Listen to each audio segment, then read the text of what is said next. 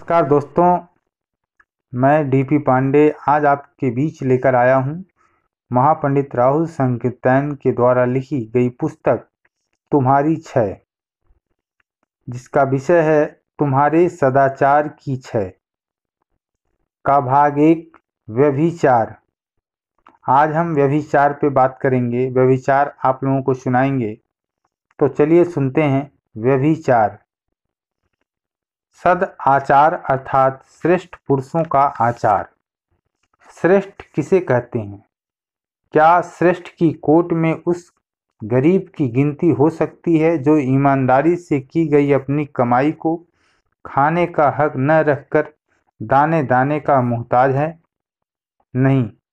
श्रेष्ठ से मतलब है पुराने नए राजा, राजऋषि, बड़े बड़े राजाओं के पुरोहितों और गुरु ऋषि मुनि, जिन्होंने की सदाचार प्रतिपादक शास्त्र और स्मृतियां बनाई हैं। श्रेष्ठ से मतलब है पीर पैगंबर मूसा दाऊद से, जो कि खुद राजा या शासक थे अथवा किसी दूसरे तरीके से बहुत जन धन के स्वामी बन गए थे। ऐसे श्रेष्ठ पुरुषों का चाल व्यवहार तो दुनिया का सदाचार बना हुआ है। उनके सदाचार भी एक तरह के नहीं हैं। कहीं 16-16 हजार स्त्रियां कृष्ण और दशरथ जैसे सदाचारियों के यहाँ बतलाई जाती हैं। सुलेमान, दाऊद तथा दूसरे सामीय पैगंबर भी इस बारे में बहुत उदार थे। आज भी हमारे यहाँ आजिद अली शाहों की कमी नहीं है। अभी हाल ही में एक महाराजा मरे हैं जो कि इस बारे में दूसरे वाजिद अली शाह थे। सच तो यह है कि यदि धनिक ही हमारे सदाचार के आदर्श माने जाएं, तो ऐसे सदाचार का तो न तो रहना ही भला है। एक पुरुष एक स्त्री के रहते 2-2, 4-4 और अधिक विवाह भी कर सकता है, तो भी हिंदू और इस्लाम धर्म के अनुसार उसके सदाचारी होने में कोई शंका नहीं उठ सकती। लेकिन इन धर्मों के अनुसार इसी स्वतंत्रता को लेकर यदि कोई स्त्री एक साथ 2 पति रखे तो वह दुराचार हो जाएगा। आखिर दुनिया में ऐसे भी देश हैं जहां एक स्त्री का एक साथ कई पति रखना जरा भी अनुचित नहीं समझा जाता। तिब्बत में यह प्रथा आम है। वहां शायद ही कोई स्त्री मिलेगी जिसके अनेक पति न हों, और यह बात तो हमारे पुराने इतिहास में भी मिलती है।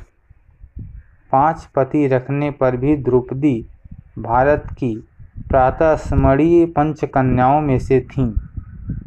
आखिर इससे सदाचार है क्या? बहुत से देश हैं जहां पुराने समय से आज तक बहुपत्नी विवाह भी समझा गया है, और बहुत से ऐसे देश हैं जहां बहुपत्नी विवाह को उतना ही अनुचित समझा जाता है जितना कि बहुपति विवाह को। यूरोप, अमेरिका, जापान ऐसे ही देशों में हैं। न्याय की दृष्टि से देखने पर तो यह साफ मालूम पड़ता है कि यदि एक स्त्री के अनेक पति होना खराब है, तो एक पुरुष की अनेक पत्नियां होना भी उतना ही खराब है। आजकल के जीवित प्रधान धर्मों में कोई भी ऐसा नहीं है जो सिर्फ एक पति विवाह और एक पत्नी विवाह को ही उचित ठहराता हो तथा दोनों तरह के वह विवाहों का निषेध करता हो।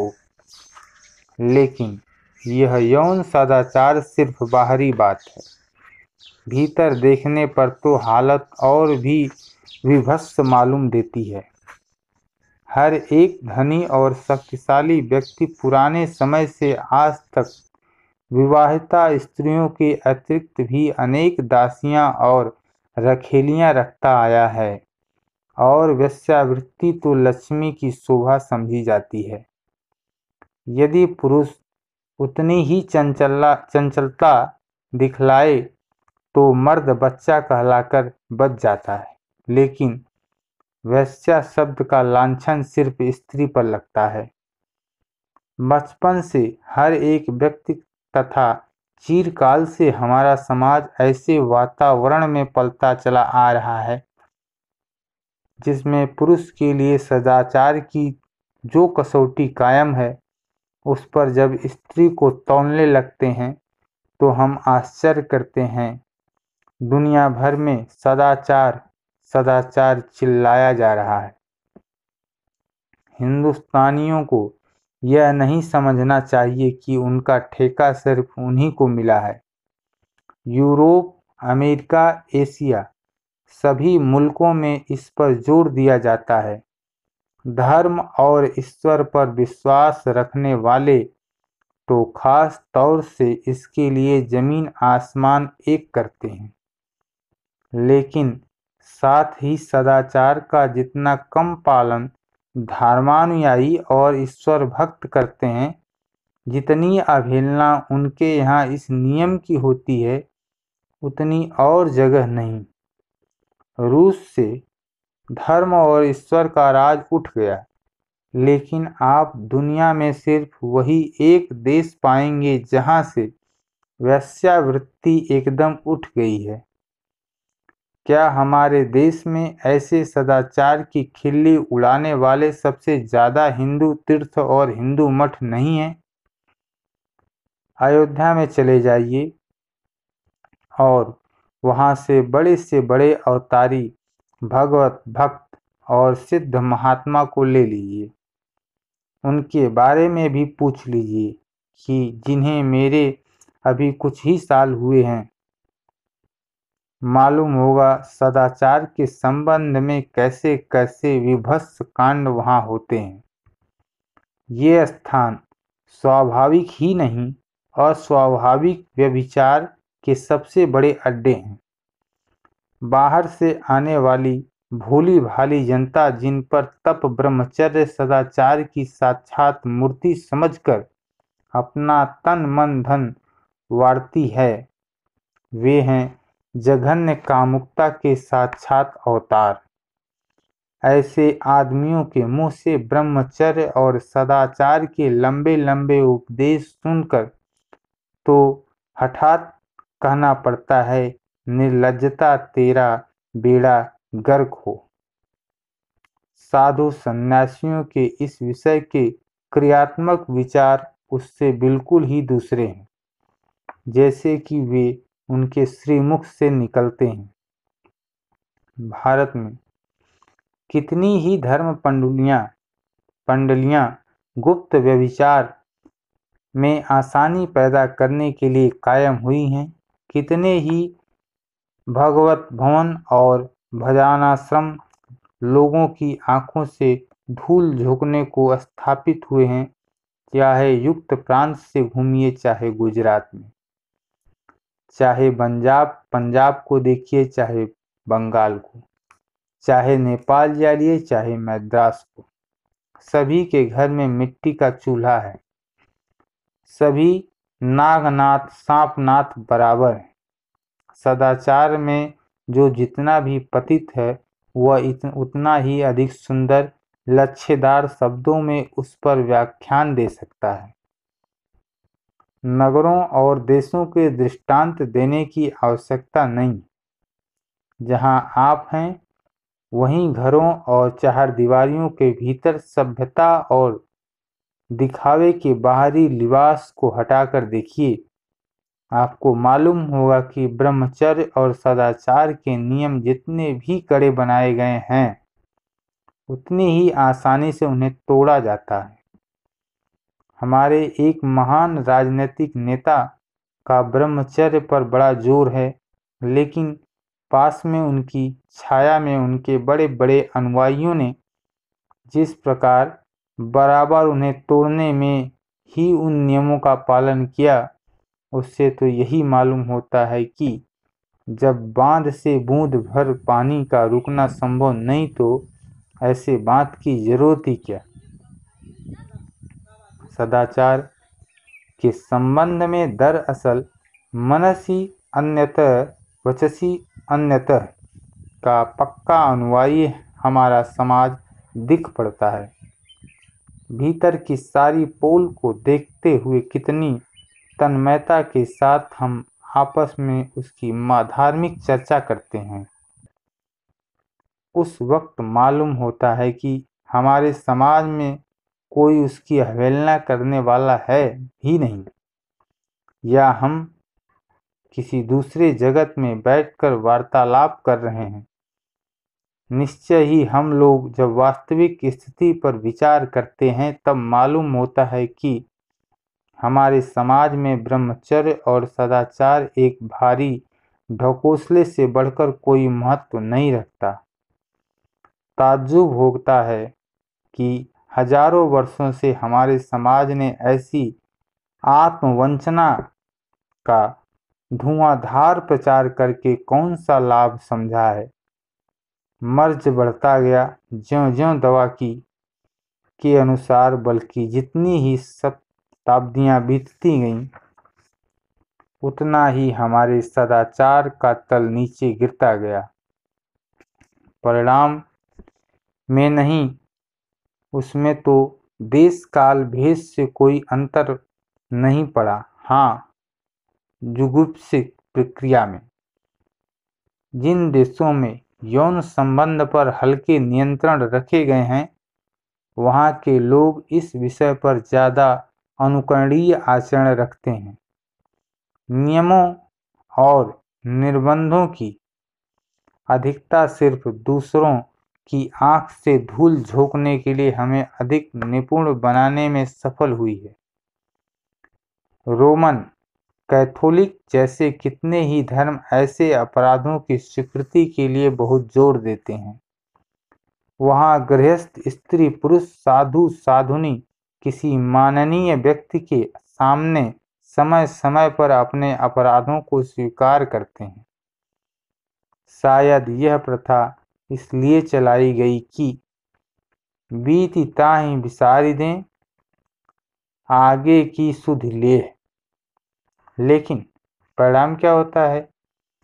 पहले एक दो बार अपराध स्वीकृति से जो थोड़ा संकोच होता है, वह भी पीछे जाता रहता है। मानस शास्त्रवेत्ता ठीक कहते हैं कि अपूर्ण यौन इच्छाएं और भी उग्र रूप धारण कर मनुष्य के अंतःस्थल में मौके की ताक में पड़ी रहती हैं। धर्मों ने सबसे ज़्यादा जोर जिस पर दिया है, उसकी इस प्रकार से सार्ववैदेशिक, सार्वकालिक और सार्वजनीन अवहेलना देखकर तो यही कहना पड़ता है कि इस ढोंग, इस बकवास से फायदा क्या। हमारे देश के एक बड़े आदमी हैं। धर्म पर वह अपनी बड़ी भारी अनुरक्ति दिखलाते हैं। भगवान का नाम लेते लेते गदगद होकर नाचने लगते हैं और ऐसे प्रदर्शन में काफ़ी रुपया खर्च करते रहते हैं। उनकी हालत यह है कि जिस वक्त बड़े वेतन वाले पद पर थे, तब कभी रिश्वत बिना लिए नहीं छोड़ते थे, और स्त्रियों के संबंध में तो मानो सभी नियमों को तोड़ देने के लिए भगवान की ओर से उन्हें आज्ञा मिली है। एक प्रातः स्मरणीय राजर्षि को मरे अभी बहुत दिन नहीं हुए हैं। उनकी भगवत भक्ति अपूर्व थी। सवेरे ईश्वर भक्ति पर एक पद बनाए बिना वह चारपाई से उठते न थे, और पूजा पाठ में उनके घंटों बीत जाते थे। लेकिन दूसरी ओर हाल यह था कि अपने नगर और राज्य में जहाँ किसी सुंदरी का पता लगा, उसे मंगवाकर ही छोड़ते थे। एक तरुण विधवा रानी थी, उसके पास बड़ी भारी जायदाद थी। एक बड़े तीर्थ में भगवत चरणों में लौलीन हो अपना दिन काटती थी। धार्मिक उत्सव पूजा पाठ में खुलकर रुपया खर्च करती ही थी। साथ उनके यहाँ बहुत से विद्यार्थी को भी रखकर भोजन दिया जाता था। रानी साहिबा अपनी आंख से देखकर विद्यार्थी को भर्ती होने देती थीं और तरुण विद्यार्थी रात रात भर पार्थिव पूजा में उनकी सहायता कराते थे। अत्यंत वृद्धा होने पर भी उनकी अपार काम पिपासा में कोई अंतर नहीं आया। एक बड़े भारी हिंदू धर्म के नेता और विष्णु के साक्षात अवतार महात्मा की बात है। उन्होंने हिंदू धर्म का प्रचार और रक्षा के लिए बहुत विशाल आयोजन किया। उसमें भारत के बड़े बड़े राजा, सेठ, साहूकार शामिल थे। धार्मिक जगत में जितनी उनकी धाक रही उतनी कम ही किसी की होगी, लेकिन उनकी भीतरी लीला को देखिए तो मालूम होगा कि रास लीला करने के लिए साक्षात कन्हैया ही अवतार लेकर चले आए हैं। सुंदरी विधवाओं पर आपका खास तौर से अनुराग रहता है। एक और महाजन रहे हैं जिनके शास्त्रीय विद्वता, धर्म परायणता, दान और सदाचार की धाक सारे भारत पर रही है, लेकिन भीतर से उपासना, कुमारी पूजा आदि धार्मिक अनुष्ठानों के नाम पर वह अपनी सभी वासनाओं की पूर्ति के लिए स्वतंत्र थे और ऐसे धार्मिक पुरुष से परिवार वाले लोग बहुत बचकर रहना चाहते थे। धन्यवाद। अगले पार्ट में हम दूसरा सुनाएंगे, मद्यपान।